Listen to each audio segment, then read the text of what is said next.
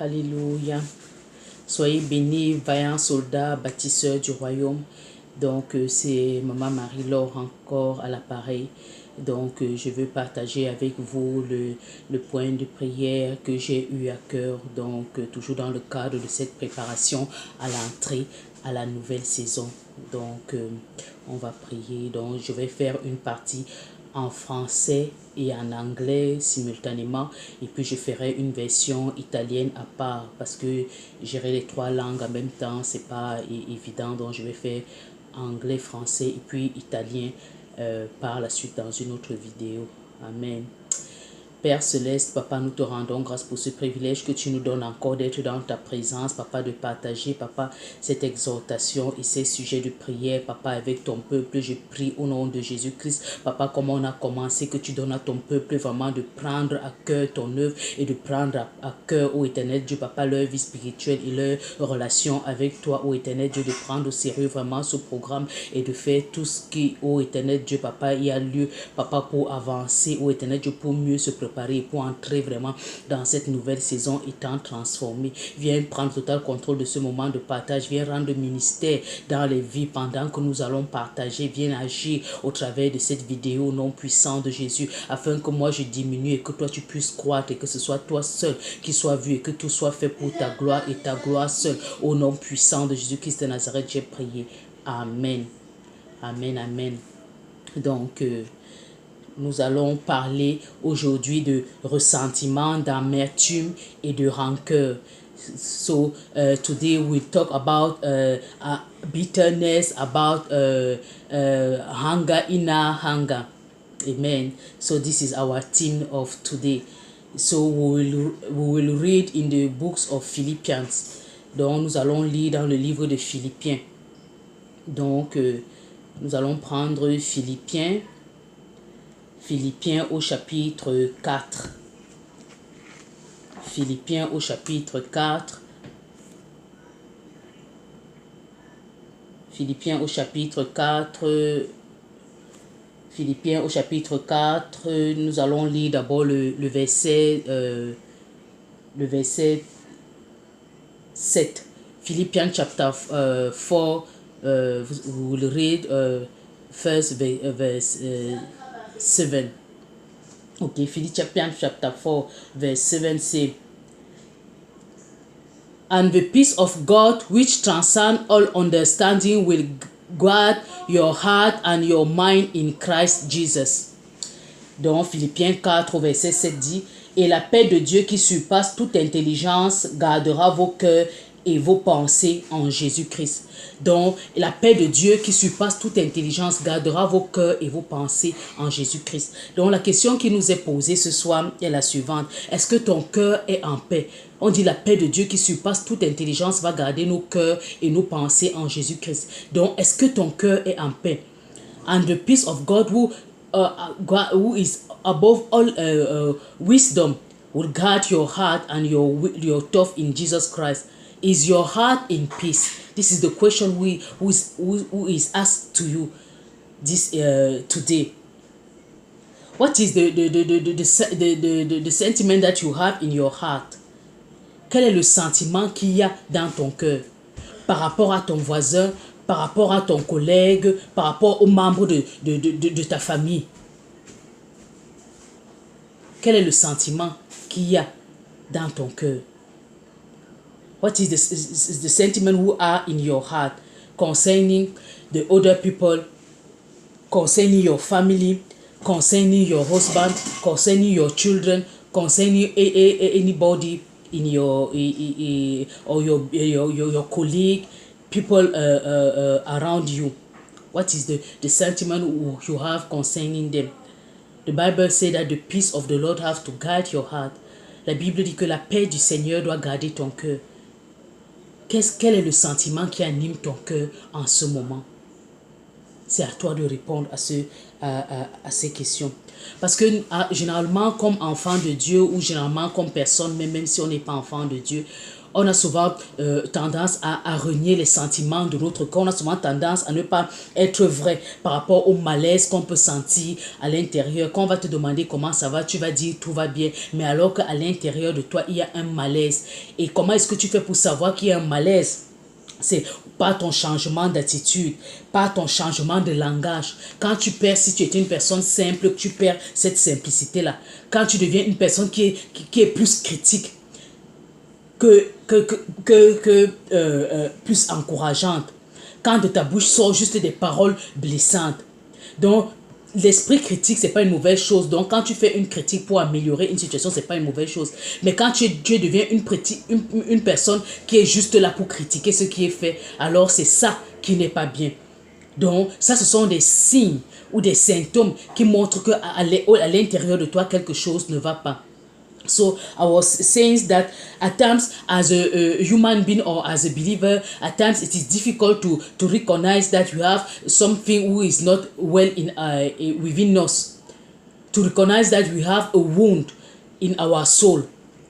So at times there are some signs who will make us to know that in our soul there is a wound. So when our attitude change, when our language change, when our attitude change, when we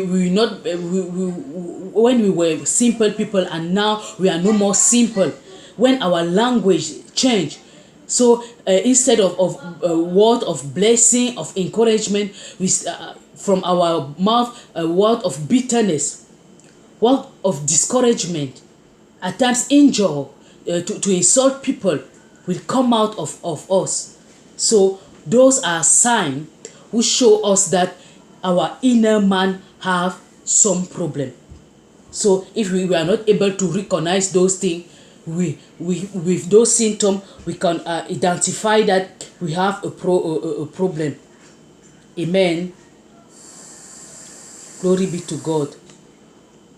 So those things, if we identify those things in our life, if we identify those symptoms in our life, we have to be sincere with ourselves, sincere. Si on a identifié ces choses dans nos vies, nous devons être sincères avec nous-mêmes. Parce que nous avons besoin de changement, parce que nous avons besoin d'être transformés. Ça ne sert à rien de faire semblant. Un cœur amer n'entrera pas au ciel. Parce que dans le ciel, c'est la joie, c'est la paix. Ce n'est pas l'amertume. Donc c'est important d'identifier si on vit dans l'amertume, dans les ressentiments, de chercher à être guéri de cela. It is important if we live in bitterness, in a bad inner sentiment, to look for a way to be healed from those sentiments. Amen. So my speech today is not to judge you, because even myself, as I was preparing this exhortation, this moment, the Lord have shown me my attitude towards some people, and I have to repent towards it and to do something about it. So I'm not the good person to judge you. So my speech today is not to judge you. Donc mon speech aujourd'hui n'est pas là pour te juger. Parce que pendant que je préparais moi-même ce message, le Seigneur a attiré mon attention concernant certaines attitudes que j'avais par rapport à des personnes, par rapport à des changements d'attitude. Et j'ai dû me repentir et faire quelque chose par rapport à ça pour changer. Amen. Donc je ne suis pas là pour te juger, je ne suis pas la meilleure personne pour te juger. Toi et moi, nous avons besoin du Seigneur. Me and you, we need the Lord to heal us and to transform us, because we don't want to enter the new season in bitterness, having inner wounds. Parce que toi et moi, nous avons besoin du Seigneur, parce que nous ne voulons pas entrer dans la nouvelle saison, dans l'amertume, ayant des blessures intérieures. Amen. Alléluia. On va lire Philippiens 4, toujours au verset 6. Philippiens 4, verset 6 dit: ne vous inquiétez de rien, mais en toute chose, faites connaître vos besoins à Dieu par des prières et des supplications avec des actions de grâce. So the same verse of Philippians, the same chapter of Philippians, but we will read now the verse 6, who says, do not be anxious about anything, but in every situation, be prayer and petition with thanksgiving, present your request to God. Donc le livre de Philippiens nous exhorte à amener nos requêtes à Dieu. Donc amener nos situations, amener nos inquiétudes, amener notre problème à Dieu. Mais comment est-ce qu'on va amener à Dieu un problème qu'on n'a même pas identifié? C'est pour cela que c'est important d'identifier notre problème. Parce qu'avant de demander de l'aide, il faut identifier le problème, le besoin. So, the book of Philippians chapter 4 verse 6 exhorts us to bring our request to the Lord. But how can we bring to the Lord a request that we have, a request or a problem that we have not yet identified? This is why it is important first to identify what is the problem. Then when you are identifying your problem, then you can look for a solution. You look for help. So the problem can be identified as I said before. Your attitude, your words, the thing who have changed, your behavior. You were not like that, and your behavior have been transformed. Those are some signs and symptoms which show that maybe you may suffer of inner wound.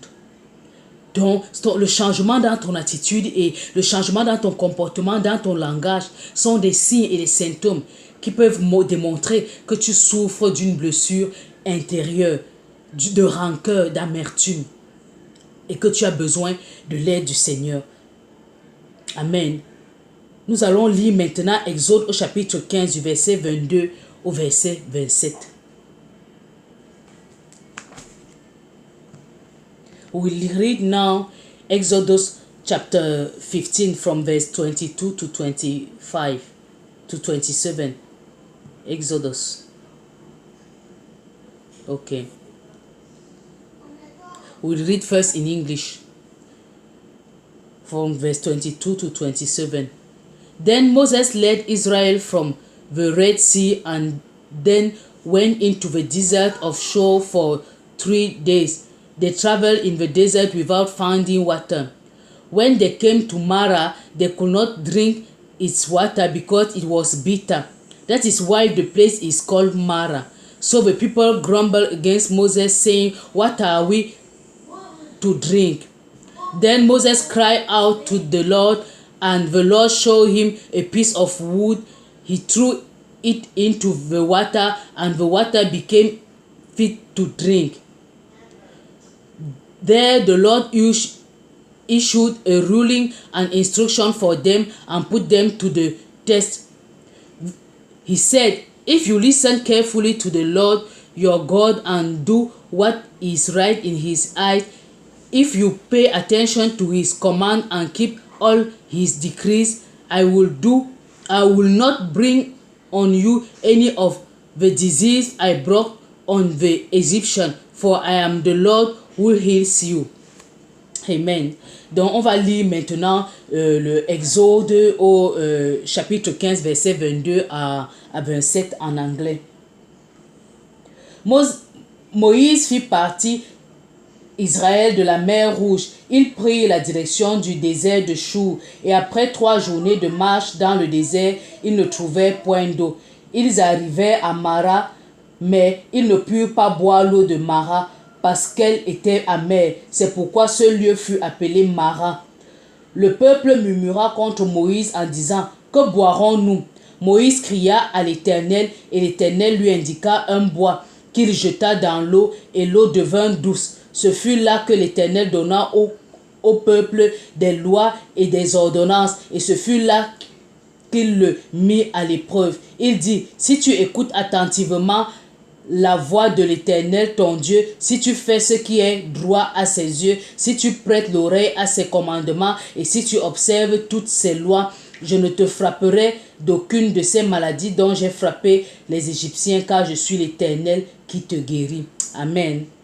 Donc, peut-être comme ce peuple, au verset 29, tu es arrivé à une période de ta vie où tu as soif de quelque chose de nouveau, où tu te sens asséché, où tu te sens bloqué. Donc, tu as soif de quelque chose de nouveau, mais tu te sens bloqué. So, maybe like these people of Israel, you have reached a season in your life that you feel like you have thirst of something new, but you feel something is blocking you. Amen. Maybe you have reached Mara. Peut-être tu atteins donc Mara. Dis avec moi, Mara. Mara. Donc, Mara, c'est quoi? Mara, c'est un lieu d'amertume, un lieu de rancœur, un lieu de déception. Déception peut-être par rapport à l'œuvre de Dieu, déception peut-être par rapport au serviteur de Dieu, déception parce que tu as essayé de t'impliquer, on t'a rejeté, déception parce que tu as donné de l'amour et tu as été abusé, déception parce que tu as été hospitalier et on t'a froissé, déception parce que tu as offert ton aide et cela n'a pas été apprécié à ta juste valeur alors que tu as donné le meilleur de toi-même, déception parce que tu as été malade, tu as accouché et personne ne t'a rendu visite. Déception parce que tu es passé par des moments d'échec ou bien tu es passé par des moments difficiles et personne ne t'a réconforté. Au contraire, on t'a jugé, on t'a rejeté. Déception peut-être parce qu'on t'a opprimé et tu n'es pas compris. Peut-être dans ton couple, peut-être dans ta famille. So Mara is a place of bitterness. Bitterness in your heart. Bitterness because you have been you have been deceived in the work of the Lord. You have been deceived because you have involved yourself too much and nobody have recognized you. You have feel rejected. Bitterness because you have offered hospitality to people and they do not recognize it and they do bad to you. Bitterness because you offer help to somebody who simplified that help, but it was the best that you could do for that moment. Bitterness because you have been sick and nobody visit you, but you have been there for everybody when they were in need. Bitterness because you fail or you were passing difficult moment and nobody visit you to comfort you. Bitterness because you feel oppressed, frustrated in your family, in your couple, in your house, because nobody understand you. Nobody even allowed you to express yourself. This is the place of Mara, the place of bitterness. Ça, c'est un endroit de Mara, un endroit d'amertume. Si tu as identifié donc ce besoin dans ta vie, que tu es dans cet endroit de Mara, alors tu as besoin de faire comme Moïse a fait au verset 24. On dit que Moïse a crié à l'Éternel. If you have identified yourself like to that place of Mara, so you have to do like Moses have done. In verse 24 in Exodus 15, it is said that Moses cried unto the Lord. So you need to cry unto the Lord. Hallelujah. The Lord, his name is Jehovah Shalom, the Prince of Peace, the one who can bring peace in your inner man, in your soul, who experience Mara in this moment. His spirit, the Holy Ghost, is the Spirit who produces peace, who produces calm. Amen.